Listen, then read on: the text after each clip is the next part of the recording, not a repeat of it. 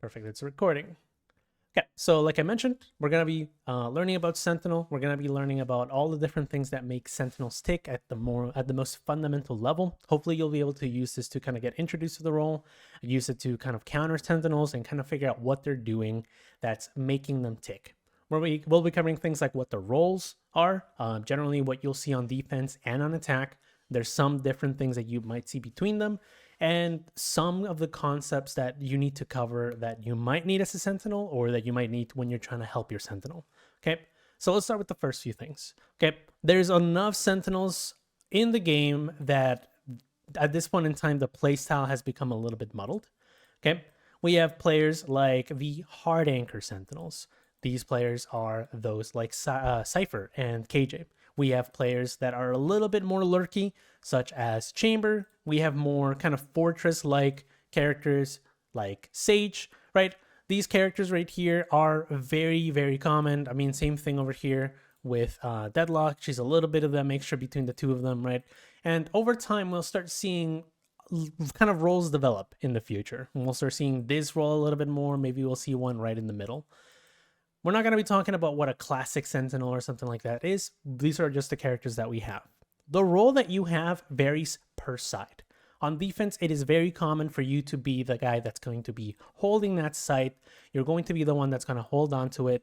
And this is what makes you tick. You're going to make sure that while you're playing, you hold on to this site, or you're trying to create this structure that is very difficult for the enemy to break through.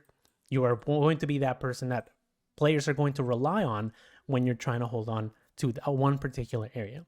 And this means that as a Sentinel, you are an area denier. You're not supposed to be one that's getting more space. You're only getting the space that's given to you. So in terms of defense, if we look at everything in terms of like where you start at the beginning, this is the space that you start with, right? This is the beginning. This is on ascent. On defense, this is the space that you start with. As a Sentinel, it is your job to not only pick a side, but to be able to hold on to that side. One of the concepts that players tend to mess up on a lot is the concept of being an anchor. When you're an area denier, you need to make sure you hold on to that space and you're getting as much information as you can for that space. So let me give you an example of what an anchor might do and how you would hold on to space. We're going to be picking KJ. KJ is a very classic character. She's been introduced very early into the stage of the game when the first, few Sentinels were kind of coming out, right? And she is really strong at doing one thing, and that is controlling sightlines. Okay. One thing that you might know about her is the control of the turret. The turret lets her get a particular range, and she's able to kind of identify opponents. And this allows her to get some sort of idea of what to do when she sees an opponent. This might be either swing or kind of expect the team to kind of help her out, you name it. Okay. Besides the kit, she's got other things, little traps that you can use to sort of either make the site a lot more unbearable to take, or basically trap opponents that might potentially fall for a particular play, like a jet dashing in this scenario, right? This is what a Sentinel will do.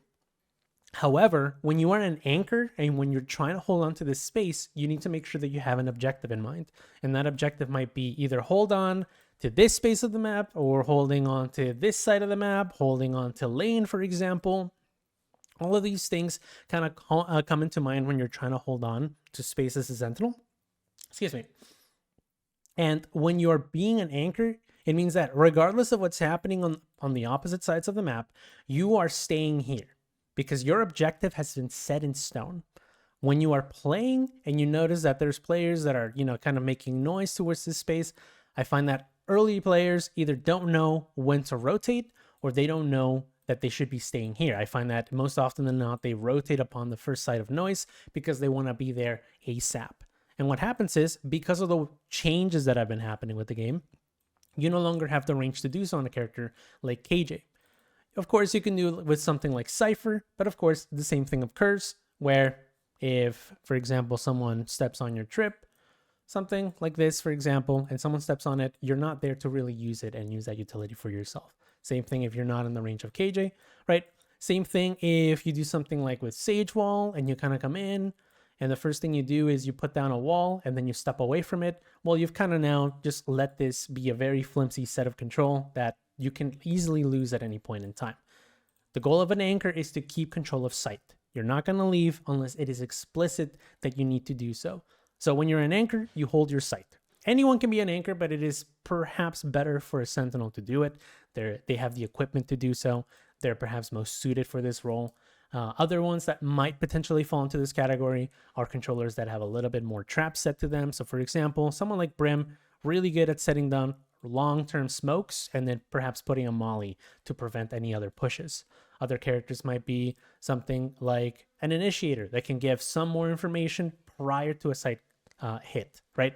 Characters like these are really useful. You're going to notice that I didn't put characters that are a lot more aggressive, like Jet. Jet needs to be moving a lot, and she is more often than not a floater or a roamer, whichever one you want to call it. They have the role of essentially moving around the map and trying to get as much of the information or as many kills as possible. You want to make sure they're not set in one spot.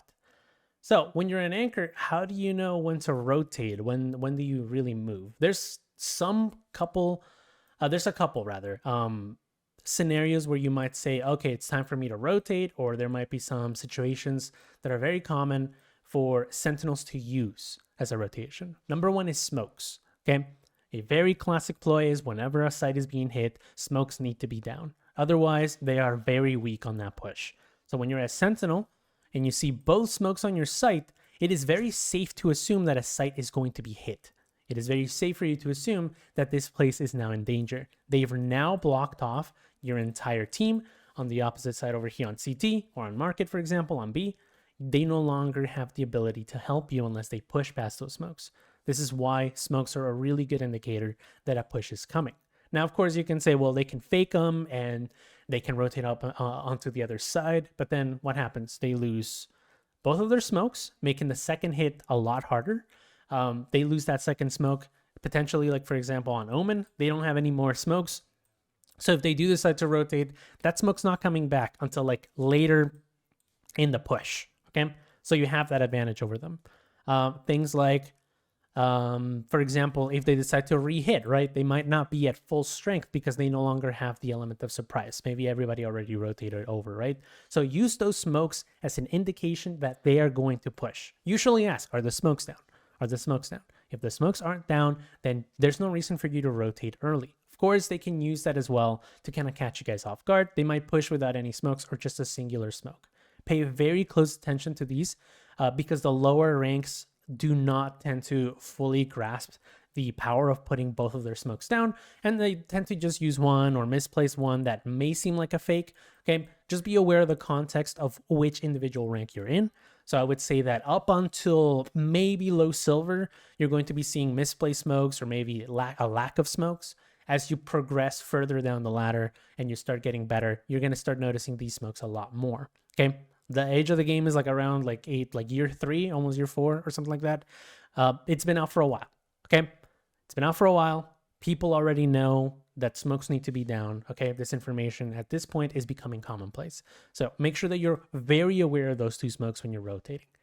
Besides that, there are other things that might indicate that you should be rotating a little bit earlier than you should. Okay, when you're playing, for example, on site B, to keep this example, and your anchor over here, being Omen, is playing, and you notice that they're playing for site, they kind of drop both smokes, and he's trying to hold off on it, and he dies. You lost your anchor, okay?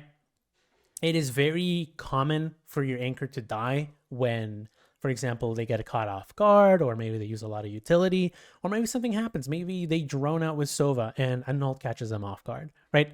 If you lose your anchor, it is more likely that they're going to hit and respond with that site.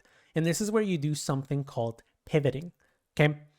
Pivoting is a very easy concept to grasp when you look at it in this. So make sure you're always looking at your map when you're looking at this concept, okay? Pivoting is the act of splitting the map in half. And if you're playing something like Lotus, the same concept still applies. Split it in half, okay? And what's going to happen is you have 5 players, meaning that when you are playing on the map, there's always going to be a strong side of the map. So for example, let's say I have 2 players leaning towards A side, 1 player here. This is an A leaning side hold, okay? If they decide to do the opposite and we have 1 player on A, 2 players on B that are towards this side over here, and 2 players on C, this is a C leaning side, of the push. Okay, this is how they're holding it. When you are pivoting, you have to be very cautious of how the team likes to move around and shuffle themselves to restructure the hold. So bringing it back to something like a Sent, if you split it in half and you've lost one of the players here, a very common situation for your team to do is to try to reinforce that loss. Usually what I tell players to do, especially the higher they get, is that if you're the closest one, you sub in. So let's say, for example, KO is holding here, well, he can sub over here, right? If we have something like a Jet just kind of like jumping over here and trying to hold, well, the Jet can now supplement that tree, right? That's something you can do to kind of help this shift in positions because we've lost one player. Of course, this doesn't have to be the case every single time. If you notice that they get the kill and they're all rushing in, of course, you would not jump into the fray and get yourself killed, right? That's something that you would have to also consider, the danger of that pivot. But most of the time, you're going to notice that you have plenty of time to kind of restructure yourselves and pivot. When you are playing as a Sentinel, it is very common for players that they get a kill and they immediately leave the site, leaving this problem right here, where they no longer have an anchor or they leave someone that is not well equipped to hold the site. So when you're looking at pivoting and you're looking at when you lose your anchor or whoever is holding site, pay attention to how your team pivots. Don't be the first to pivot, but make sure that you're paying attention to how much space you're holding. There are, of course, other examples that we're going to go over. Number one, what happens if we can't hold 2 and 2? Because in this scenario, we've balanced it from maybe, for example, having 3 players over here on B, a B leaning side hold, to 2 and 2. We've now lost whatever strong side we have and we're as balanced as we can be. However, what can we do if we lose an extra player? Let's say this guy dies right here. How do you fix it? And I'm going to let you guys think about it for just a moment. I'm not going to let you guys answer. If you guys want to answer, be my guest. You guys are more than welcome to try to answer that one. But I want you guys to think about it. What happens if we lose 2 players instead of 1? How do you respond? How does the team respond? What do you think is the best move that each one could do? I'm going to let you guys think about it. If you guys want to ask any questions in regards to maybe clarifying the scenario, I can. But essentially, we just have our anchor has died. People kind of pivoted over. And then we have a player that was playing towards like kind of mid also died. What can we do to fix that scenario? What do you guys think is the right move? Okay. Any takers? You got an idea? Zuko, go ahead. I think in this scenario, if I was playing this, I'd want to probably stack with my team. Okay. To make one side heavier and then play retake on the other. Okay. We have option 1. We have stack. I like that. That's a good example of something you can do. What's another thing? Any other takes? Give you guys a little bit more time. Okay. So stacking over on one side is actually really good. It's actually one of those examples where you would do it if you guys are weaker on an eco. Okay. And I was going to jump into that after I did this one. So, I mean, you already kind of got ahead. You're pretty good. So one thing that we need to consider is simply how much space are we holding as a team, and what exactly can we do to kind of mediate for the lack of space that we have controlled and the lack of information. So generally, when you see this situation right here where you lose that lane right here, most of the time what players tend to do is, of course, they'll try to play a little bit safer, right? But your job is essentially to kind of thread the line. And of course, you don't necessarily have to be the person to do it. Someone else can do it. So in this scenario, for example, Jet can be that in-betweener where they're going to try to hold right in between down the middle, where we have everybody else play off site, simply because we have no way to trade. Okay. So this is what we do when we need to play just safe. Okay. Or threading the line. I know I'm just kind of giving concepts there, but the whole thing that we kind of have to make sure that we pay attention to is when we are losing space, you want to make sure that you have an even amount of control on the map. You can, of course, gamble, but of course, we need to look into the conditions that allow us to gamble. Number 1, what kind of money do they have? If they are weaker money-wise, then we should be able to hold with the little control that we have. We are better off controlling as many lanes as possible and maybe catching them off guard. The second one is simply, what if we are even in money? Then we can start looking at gambles. We can keep one site strong and keeping them on site, whereas the other one we keep weak and we have them play off site without the intention of them dying, but with the idea of getting information. And this is where they can thread the line. They can play over here.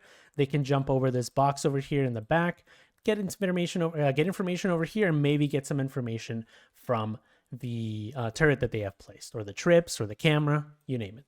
Okay, so that is what happens when we are equal in money. Last but not least, what happens if they have an advantage in money? Well, this is where that particular part comes in that Suku just answered. Okay, this is when we start looking into stacks, into even stronger sides. Okay, so we talked about Suku, I believe you said just simply having a stronger A side. That's where that would come into fruition, simply because we will have a stronger numbers advantage despite having a money disadvantage, right? So this is where we start looking into holding this space. But notice how you wouldn't leave site unless all of these conditions happened. You have less money, you have less players on the board, you have less control. This is where you can start considering leaving your site. And this is where you can start thinking about, I am no longer safe holding site. I am going to provide nothing for my team. Okay. So these are the scenarios that you have to look at when you are playing that Sentinel and when you're trying to be that anchor for the team. Okay. So again, just to kind of reiterate, there's many different scenarios in which you would have to look into pivoting into your team, what shifts need to happen into the map. And last but not least, when you're playing Sentinel, you generally get kind of restricted into the role of a anchor. Do I have any questions so far?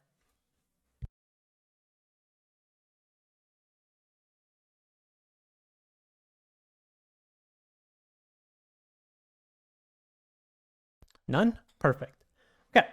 So now that we've kind of gathered the idea of the role and how you hold defense and paying attention to that whole idea of pivoting, we can start looking at other things, okay? Such as some of the tips that I have for you guys to be stronger Sentinel players. Number one, we have to establish this first rule, and that is losing a player on defense is a lot harder than losing one on attack. If you lose one on attack, if you lose somebody on attack, you still have 4 players pushing into one site. Of course, you can talk about the importance of the player that you lost. Maybe you lost your smokes. We just talked about how important they were. Maybe you lose your Sentinel. Maybe they were on the other side. They died, right? Pay attention to who you lose, and then maybe then you can kind of make you can establish what kind of push you want to make. Regardless, though, you're going to notice that when we were putting down our players, most of the time you have 2 players restricted towards an area or a site, okay? Meaning that you will have a higher numbers advantage. And the only thing these guys have of an advantage against you guys is angles and information. If they know that 4 players are rushing, they can just hold really tight angles, or they can wait for a push and maybe hold from really advantageous positions, right? But overall, you have a numbers advantage. You will win that site, and it's very likely that you will get that plant down. More likely than not, they might even leave site just because you have a strong push coming with you guys.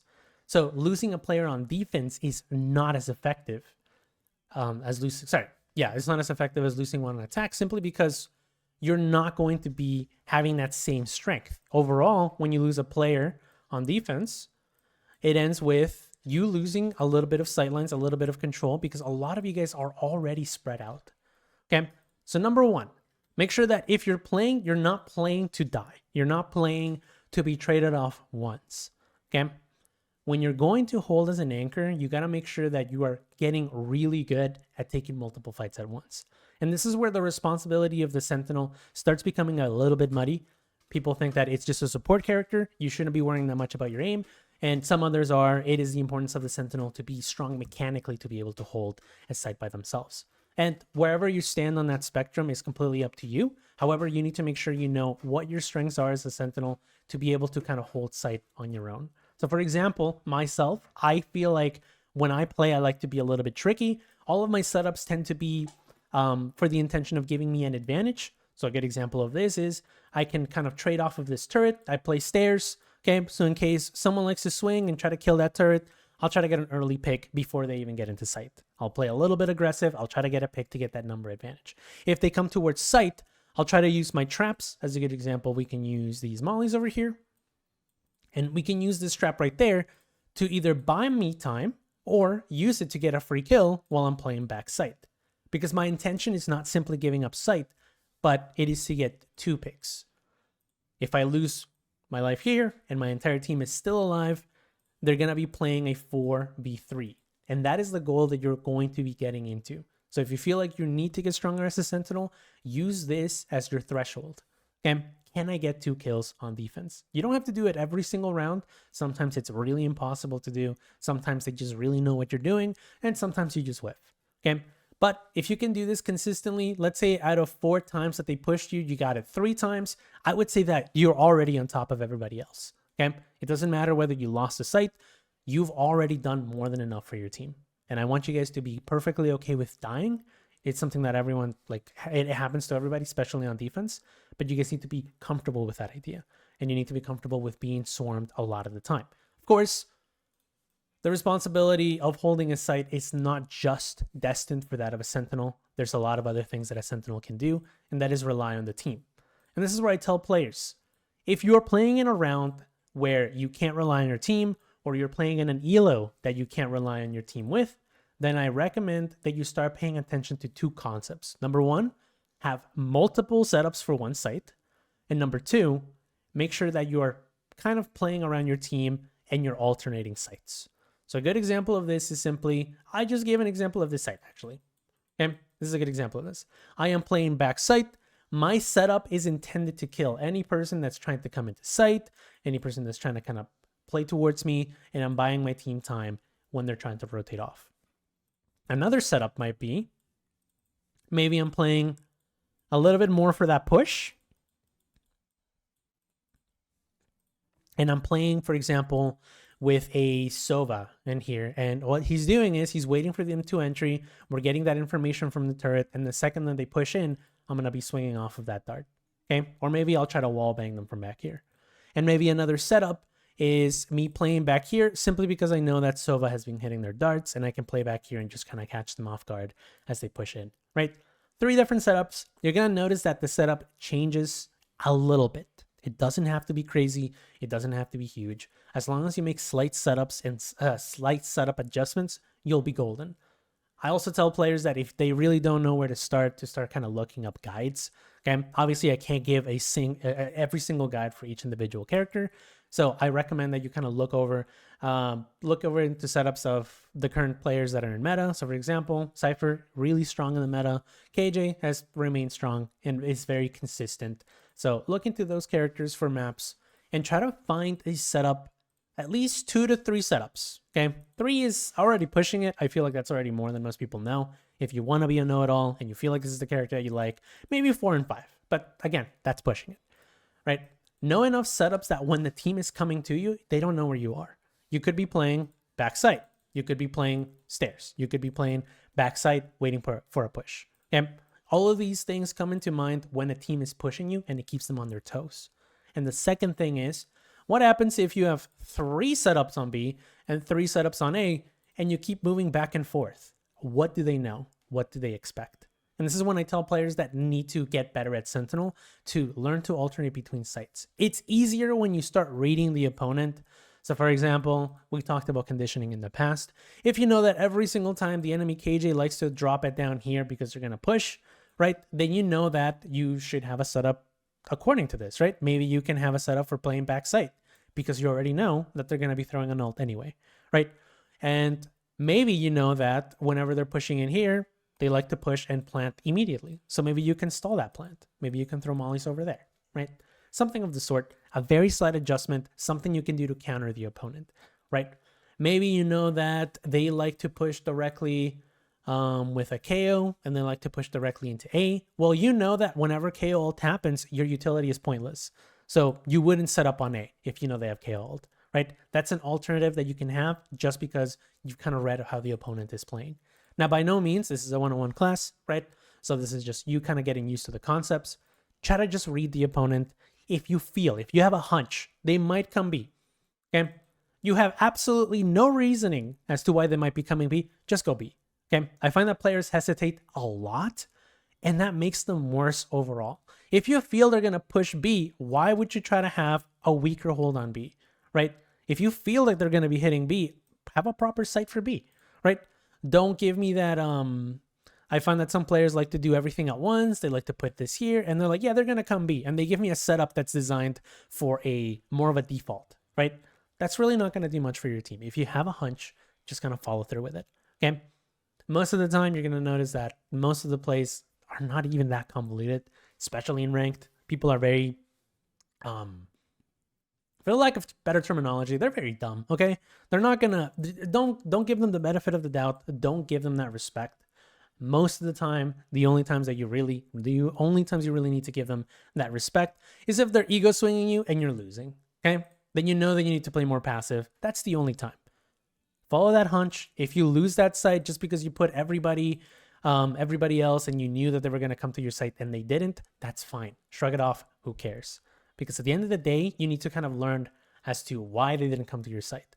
Maybe you've done this setup before and they heard the turret right here while they were picking up the orb, and they heard this turret, so they know that you have set up a site meant to be held, right? So they know that they can just leave, right? Stuff like that. Just pay close attention to counters. Make sure you're alternating and just go with the flow. Okay, literally, there's no reason for you to overthink it. Try to read the opponent though. I will say this, if you feel that you're at a stage where you can kind of look at the opponent and say, yeah, they've been pushing a lot of B, they're probably going to push B again. That's enough reasoning for you to go, I'm going to hold B. Okay. But of course, like I said, if you really don't know where they're going and you really just have to guess, just change it around. 1 round here, 2 rounds there, back here, maybe another round again, and then back over here for another round, right? The more you switch it up, it might be better for your team. Okay, just kind of pay close attention to that. Make sure that you're staying as strong as an anchor. Make sure you're paying attention to how the team is shifting around you, so you know how to position yourselves. Because if you have players that are like dying over here and everybody else is leaving you, then you shouldn't be playing aggressively towards site. That's just going to get you killed and you're going to lose another number. Okay, so I've covered a lot for defense. Okay, I covered a lot for defense. We're going to really quickly skim over attack. Attack is a little easier to comprehend. Does anyone have any questions or a re-explanation of any of the concepts that I've talked about so far? Again, we talked a little bit about the role, the responsibilities of being a Sentinel. You're basically you're an area denier. You tend to anchor, pay attention to smokes. They're a really good indication of times that you should be rotating or a push is happening. We talked about pivoting. Okay. Does anyone have any questions?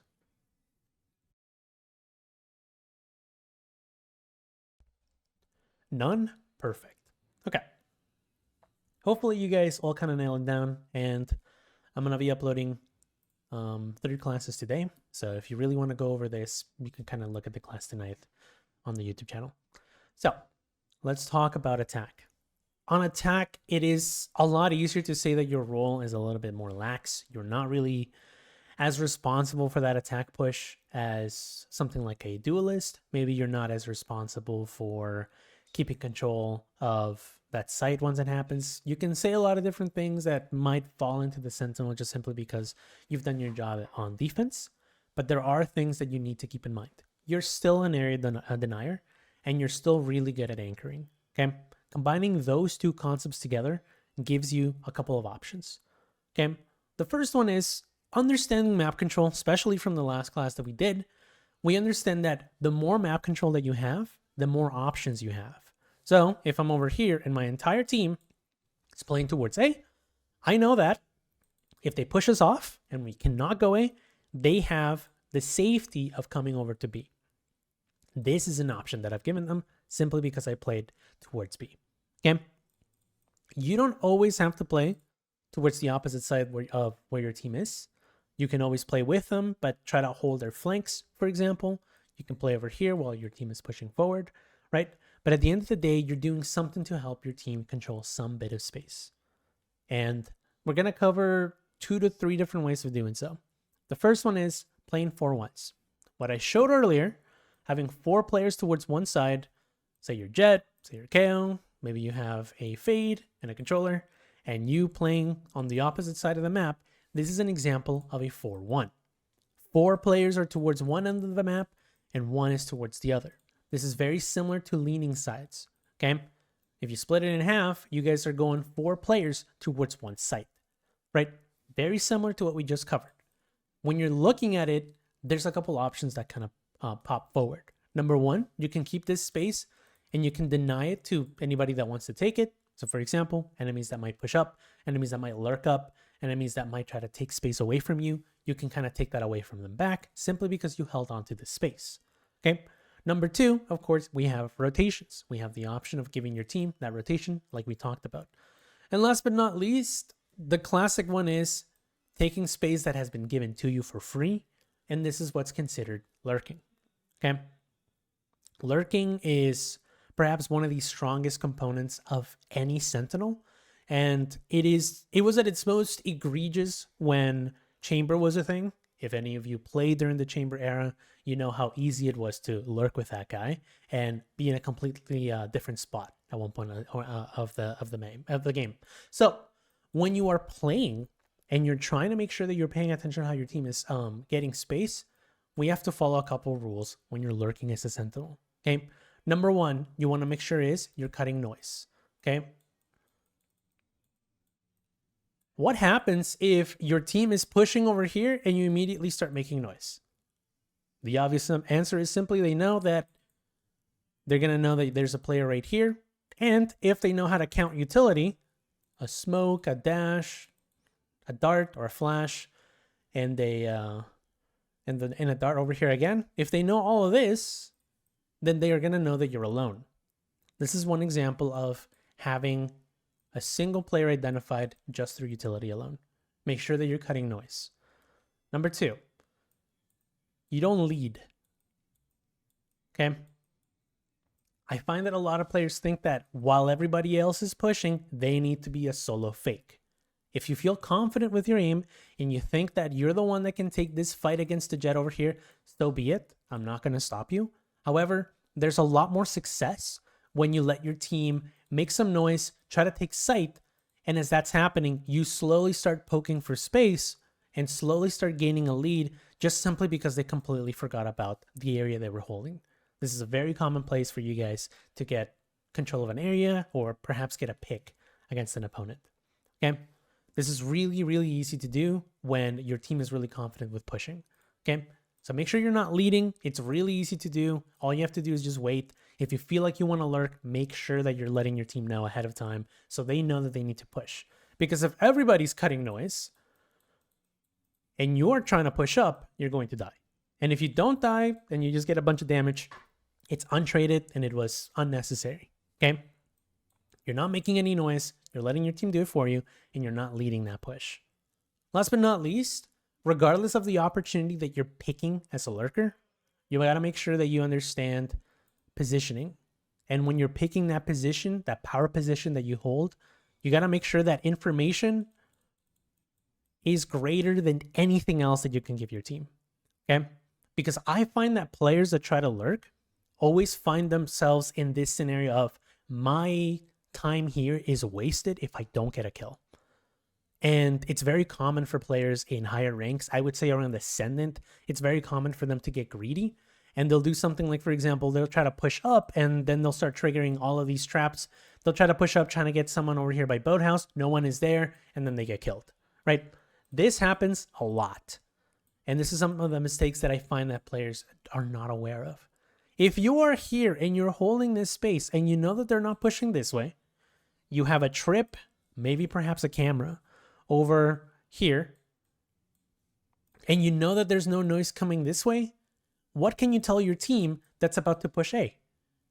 You know that all of this is still the same. You know that no one's pushing up, so you know their flanks are safe. Your team is fully aware that the fight they're about to take is over here in the front lines. They don't have to worry about their flank. They don't have to worry about anything else. Just their front sights. Okay? Just their line of sight. That's it. Okay? Same thing. Let's say you catch someone off guard right here and they think, oh, well, I can get more picks if I take that information and kind of like run with it, right? People try to push more than that. The information that you've gathered from killing this one individual, let's say, for example, it was their enemy cipher. Well, now you know that they have no cipher. That information is more crucial. And this is what I mean about positioning. Reposition. Make sure that you're looking for that information over anything else. Okay? And make sure that when you're lurking, also pay attention to your range. I feel like this is just kind of like a random thing that I have to drop in. Find that players that kind of set up or something like this, they don't think about their positioning and they're not aware that this is as far as they can go. Or when they push in, that this is where they have to position themselves when they go around because they're not aware of that range. Okay, be aware of that range, especially with the character you're playing. I was just showing Cyber as an example. Does anyone understand the concepts that you need to follow when you're lurking? These are the things that you kind of have to follow. Mechanically, there's some things that you have to pay attention to. So for example, make sure that you're always trying to hold off angles, right? That's something you have to pay attention to. So when they swing into you, they're not really clearing you. They're kind of just getting caught off guard, right? This is an example of an off angle. Try to make sure that you're keeping them on their toes. Anyone have any questions before I give the final few tips for people to kind of be wary of, or are we good? Perfect. In the same scenario that I was covering with the whole idea of knowing setups, it is important that you guys understand where you kind of fall in on attack. And that is how you can help your entry or how you can help a plant down. Okay. And let me give it to you in this example. Your Omen decided to do the double smoke. We failed. Everybody rotated off. You were still here, but you're out of smokes. You're playing KJ. Your team is out of smokes. One of the things that I find players do is that they're not really sure how they can help their team because they're not aware of their kit. Okay. And this is where we need to look at smoke replacements. Okay. A smoke replacement is anything you can use that fits the same role or a similar role to a smoke. If you think about it, a smoke is simply just putting a wall for the sake of the enemy team not swinging you or not getting a line of sight. And this is where you can look at different things that you can use to kind of get that smoke replacement going. This is where you need to start looking at, okay, well, I'm not really the one that's supposed to be helping the entry. Better Jet is dead, so I need to make as much as I can for my team so they can take that site. So an example of this is looking at things like mollies. Your molly is powerful enough that if you chuck it and you control this space right here, you can use it to deter anyone from trying to swing, right?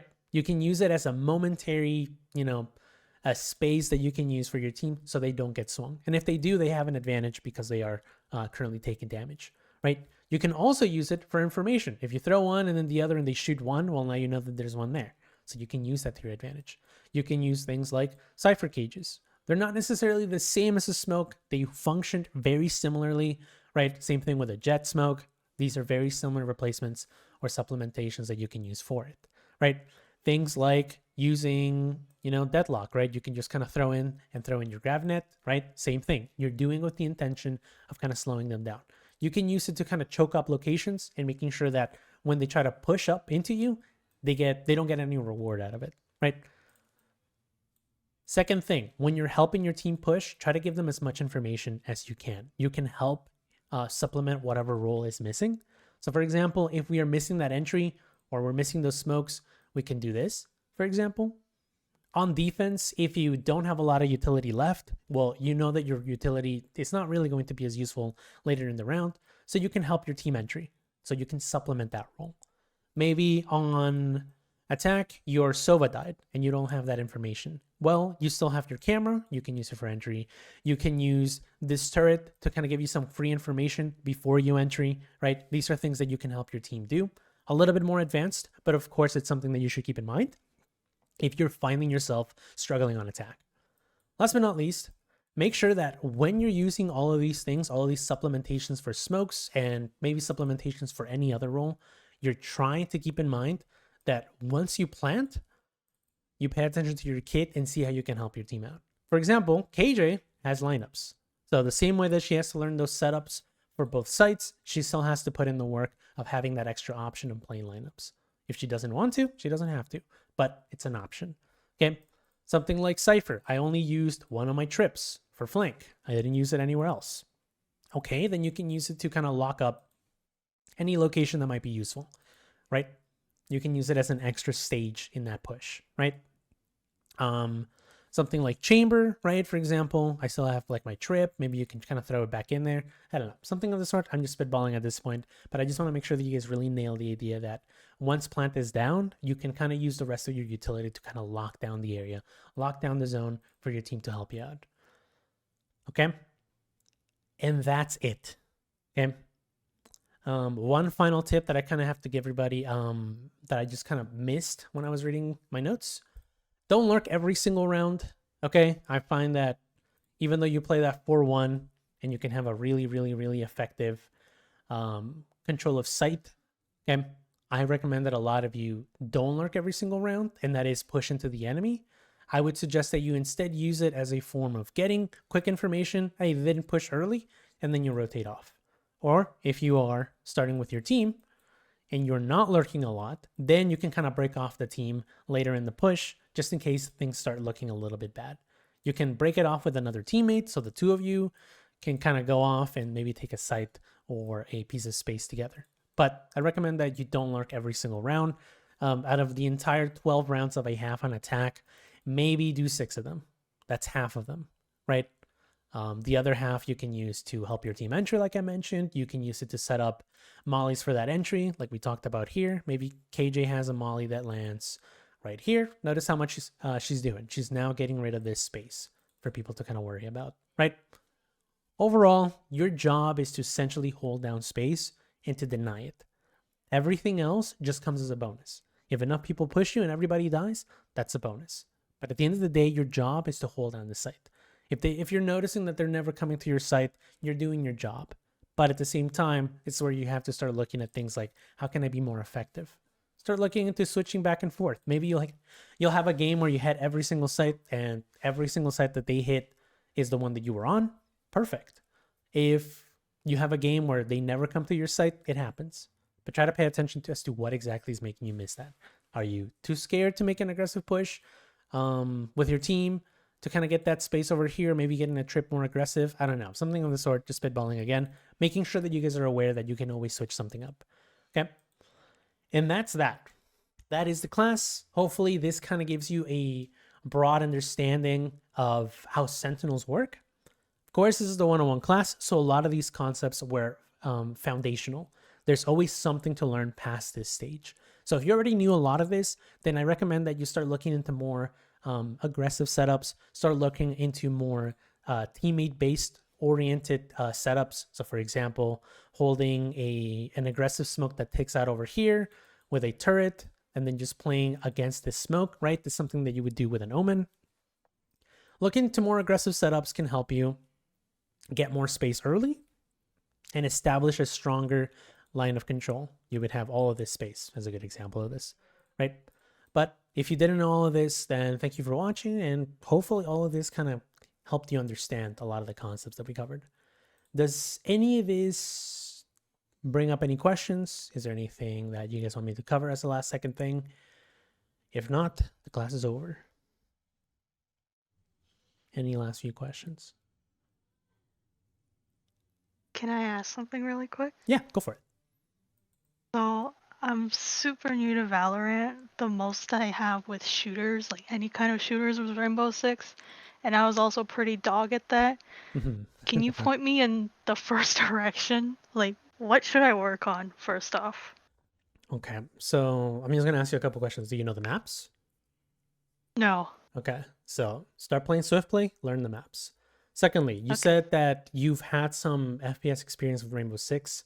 You're gonna find that it is very different. There's a lot of different ways for you to get acquainted with the game. If you're super new, I know that when I was super new at the games that I was playing, I wish there was like a deathmatch mode. Play a little bit of that, get used to getting shot because you die very quickly, and get used to that time to kill. Over time, you're going to start developing weaknesses in your aim. And this is where I would recommend looking into potentially either aim training or just warming up in the range, right? That is the first step that you would have to take in order for you to start getting stronger with your mechanics. And last but not least, there's a lot of characters, as you can see from the stream. All of these fall within a particular role. Okay, I would recommend your goal is to learn one from at least a different role. So for example, one's a Sentinel, one's a controller, and one's a duelist, right? But try to learn at least one character at first, and then try to max out at 3. And then once you get comfortable with the game, branch out past that. And then anything past that is simply just learning the game. It's just putting time, right? Just putting in more time will help you out. So once more, learn the maps, play some Swift play, really easy to do. Just kind of learn around, mess around, kind of get a feel for the map. And then as you play, you'll start getting shot from places that you didn't even know existed. And then you start getting a little bit better. Mechanics, if you find that there's a huge wall in mechanics, there's some videos that I've covered in terms of getting started with the movement aspect of the game. But Aim Labs is a really good place to go. There's plenty of benchmarks on it. Just literally click the first one and get at it. And of course, last but not least, characters. Learn at least 3 and find the ones that you find yourself most suited with. There's a video I covered on controller, and this one was on Sentinel. So if you kind of want to look at those to get better at them, that's a good place for you to go. But those are the main 3 that you should cover. And have fun. Literally have fun. That's the last one, I guess, because I find that some players literally try to stress themselves out because they don't really know the game all that much, and they die really quickly and it gets stressful. So just learn those. Hopefully that's a good place for you to kind of start. Does that kind of help you out, or do you want me to go into? Yeah, that was really good. Is the video in one of the channels? Yes. If you scroll all the way up, you're going to notice that there is a news feed. Okay, I'm going to be uploading 3 videos today, and if you're kind of curious about any of the other videos from the other classes, they're also up there as well. The channel is Valorant FITGMR Training Grounds. You'll see it in the newsfeed. I'll ping everybody. You have the role, so you should know. Oh yeah, you don't have the Valorant role. I'll give it to you right now. But you'll get pinged on the newsfeed, and you should know. Okay? Okay, thank you. Perfect. Any other questions? They don't have to be directly correlated to Sentinels, but any other questions? Gold 10's MVP tomorrow. I hope. He's doing so good. I'm happy for him. I have a quick question. Go for it. Because I mainly play controllers. Mhm. So one thing I'd ask is like, is it better? Because the way that I play is it's kind of weird. Because I play controllers, and so I know at least the way that I see like generals, like it's better for me to play a bit more passive, just because I have smokes and stuff that can cover area and deny certain areas from like the Mhm. enemy from entering, or just like creating a zone that is a lot more favorable for my team to play in. But I like to play a lot more aggressive, and so like one thing is like, is it okay for me to try to play aggressive as a controller, or should I try to generally play more passive, so that I can retain my utility for the team? Well, I mean, I feel like you already covered a lot of the things. It's one of those ones where you already know the answer. You just want someone to verify it for you. You already know that if you play aggressive, you lose that utility, right? But it's high risk, high reward. You know that. So what I would recommend for you is kind of test the waters. So usually I tell players with anything when they're testing the waters, try the first 5 rounds. So let's say at the beginning, you want to push out, you're playing Omen, and you tell your jet, let's just go out and get it. You literally throw your flash at the beginning, and then you start pushing out, right? See what happens. Do they respond in a very aggressive manner? Do you guys win the fight? Do you guys lose the fight, right? That's a good way to kind of figure out how they play, because you said it already. You like an aggressive play style. That's something that we can't take away from you. That's something you like to do, right? So what I recommend for you to do is learn to adapt with your aggressive playstyle and try to see what works. So for example, you did this play, they were ready for you, you died. An adaptation would be, I know that I can't push past this line. Okay? So I'm going to adapt and get up to this much space. And then you can start doing things like putting a smoke right there. Try it, right? And maybe you start playing and you start realizing putting that smoke right there gets me killed. They flash me out, they have a breach, whatever. You start paying attention to those elements. And you're like, okay, well, I can't play that much, but at the very least, I got this space, right? Start looking at those elements and kind of work from there. I'm not going to take that away from you when you're saying already, hey, I really like playing aggressive. I'd say it's mostly... Okay, so this is what I want to say. Keep doing it until it doesn't work. That's the way that I'm going to summarize it for you. That's understandable. Yeah, I'm just going to say it like that because Go for it. Yeah, go for it. Can I recommend something as well? Yeah, go for it. Because What I'd recommend for this is probably watching Xander VODs because he's really, really good at being aggressive on controller, especially on Omen. And Okay. I feel like you could learn a lot from watching Xander. Yeah, that's the main one that I mainly play Omen right now, so yeah, definitely. Okay. Yeah, then I'd definitely recommend watching Xander You VODs. said He's Xander really or good at it. Vander? Xander, yeah. We can probably link you to him. I think Yeah, I got him. Okay, you it's got his it? VOD. Xander FPS on. Yes. Yep. Yep, yep.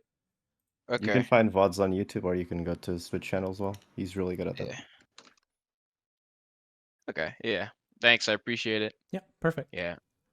Really Yeah. good answer, Ryan. I was honestly thinking that maybe I ought to play, like maybe switch like to like a maybe some like a duelist or initiator. That's their job is to get first contact. But I just kind of like I just kind of like playing controllers, especially since nobody really plays it. Um, but so that's just the way that I've been like kind of thinking, like kind of wondering about.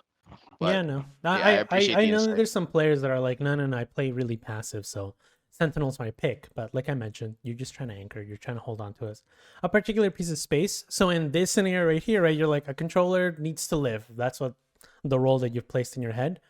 But you've also limited how many options you have as an aggressive player, right? So just kind of experiment. That's the first few things that I would recommend. Things that Xander might do might work for you, might not work for you. Experiment. Use those first 5 rounds to see. Maybe you want to copy something directly from his plays. It would literally do you a million times better than overthinking it and saying, no, I need to play back and getting yourself worse because of Okay. it. Okay. So that's the way that I go about it. I would like to see your gameplay in the future. Hopefully you can show up for scrims.